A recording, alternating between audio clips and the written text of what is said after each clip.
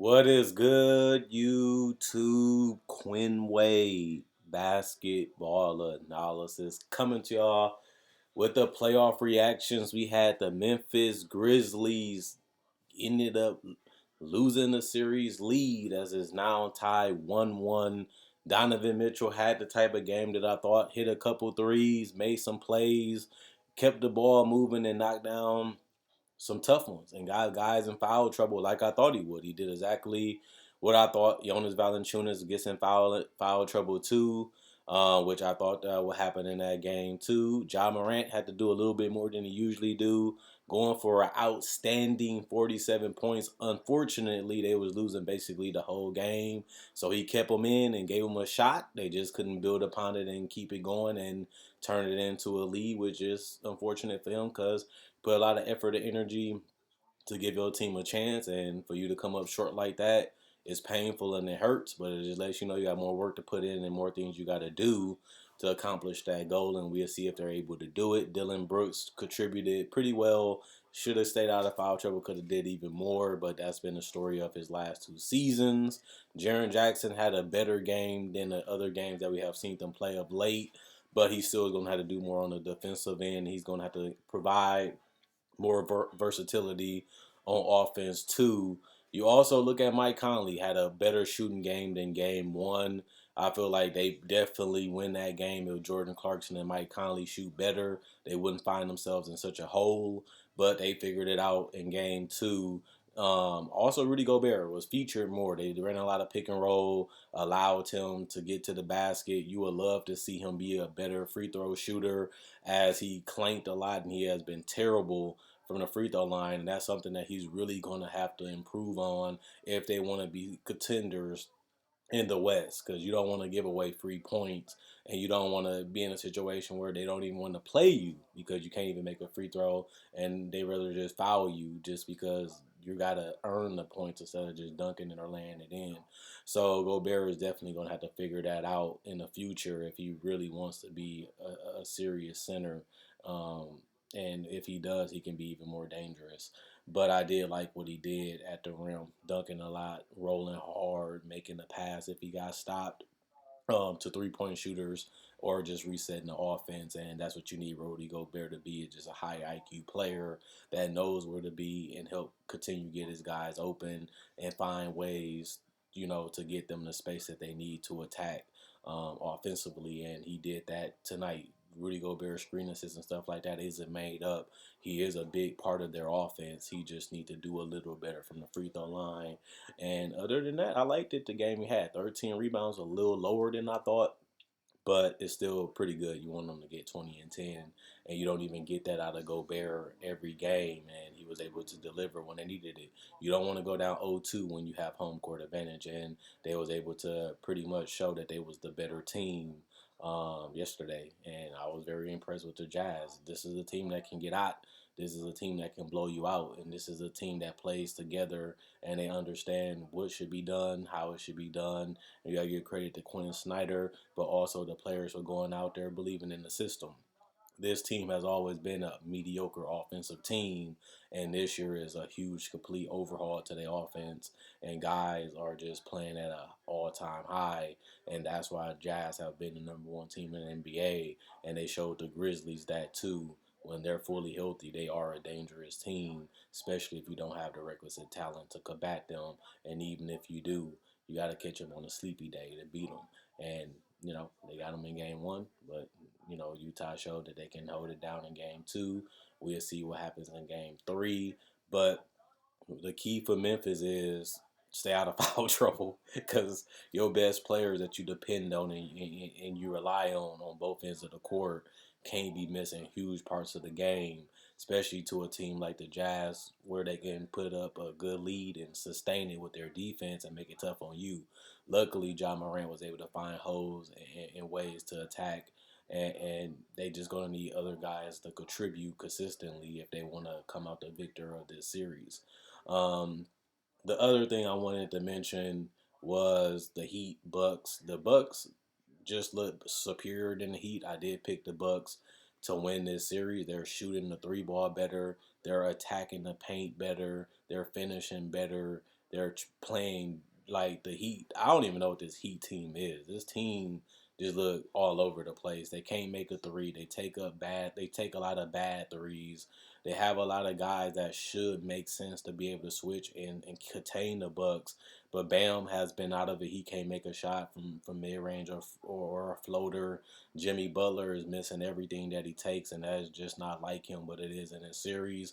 Drew Holiday has been a better playmaker than we gave him credit for in this series, taking the game a little slower. I feel like he's pushing the pace when he has to, passing the ball when he needs to, and not always just looking to jack up shots. He's trusting Middleton and Giannis to make the simple play, and I feel like Drew Holiday has done that too, while also playing great defense. This is why you bring in Drew Holiday, to be a guy that can give you more versatility. He can play make, he can score, he can probe, he can finish, he can get out in transition, he can hit threes from time to time.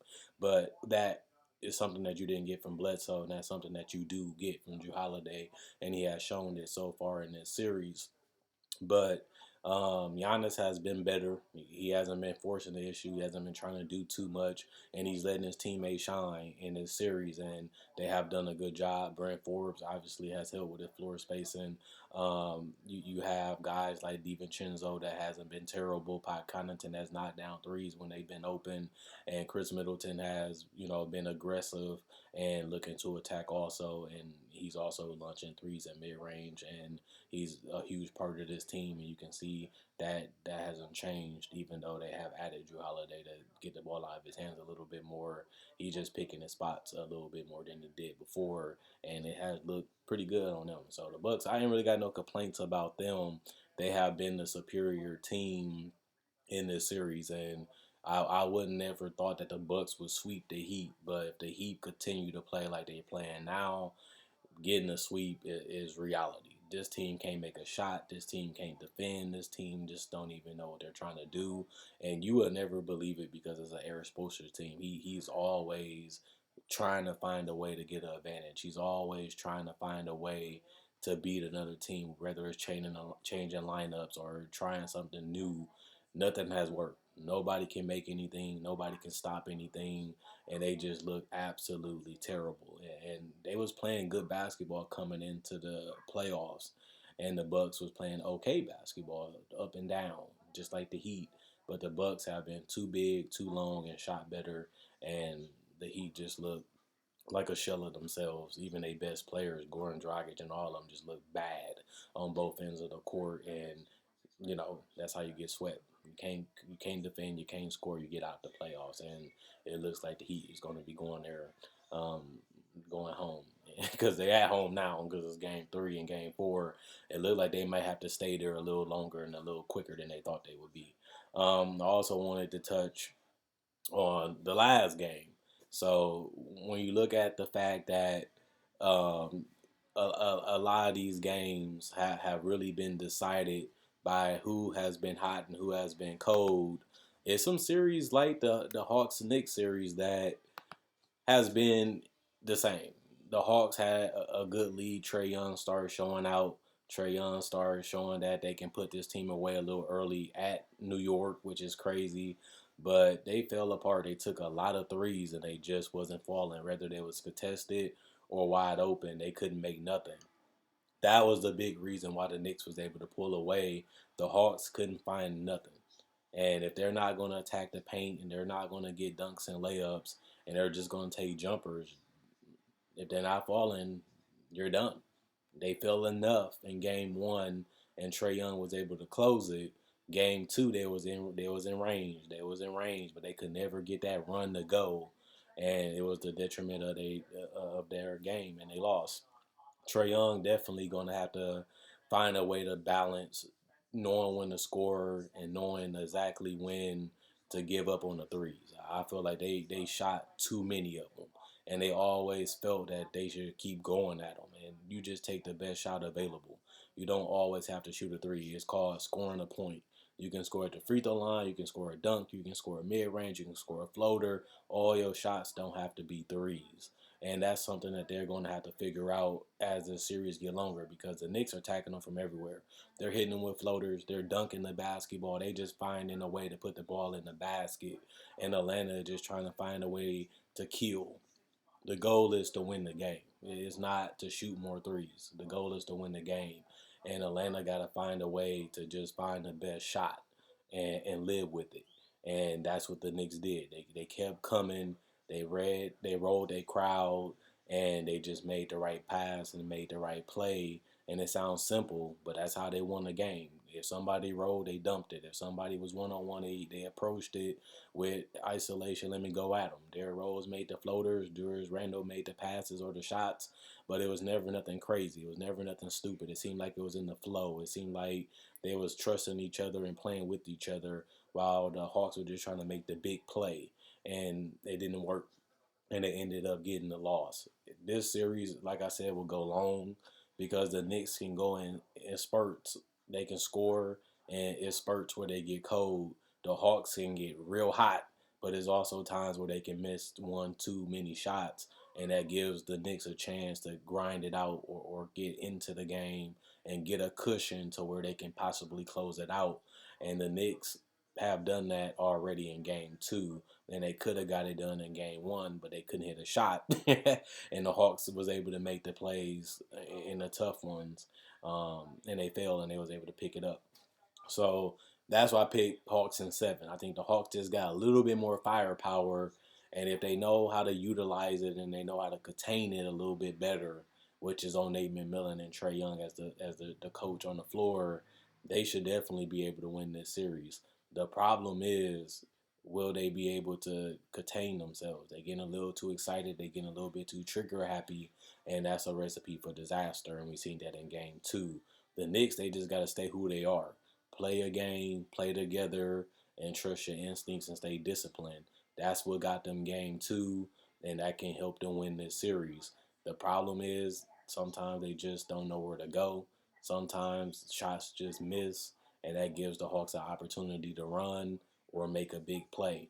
And if they continue to do that, whoever has the most points win the game. And that's why I went with the Hawks. Other than that, if the Knicks continue to grind it out, maybe they can get 4 W's before the Hawks and put them out. Other than that, Quinn Wade, basketball analysis, I'm signing out, and I'll be back tomorrow with Portland, Denver, and Phoenix Lakers, and I'll be covering the first game that comes on around this time. So playoff reactions will be on tomorrow, hopefully. Quinn Wade, basketball analysis, signing out. Let me know what I got right, what I got wrong, what I'm crazy on, what I overjudged. So far, my playoff reaction has been pretty accurate, and they have played out pretty well. And we also going to see, can the Mavericks go up 3-0 on the Clippers? And I'll be back with that coverage, too. Other than that, I'm gone.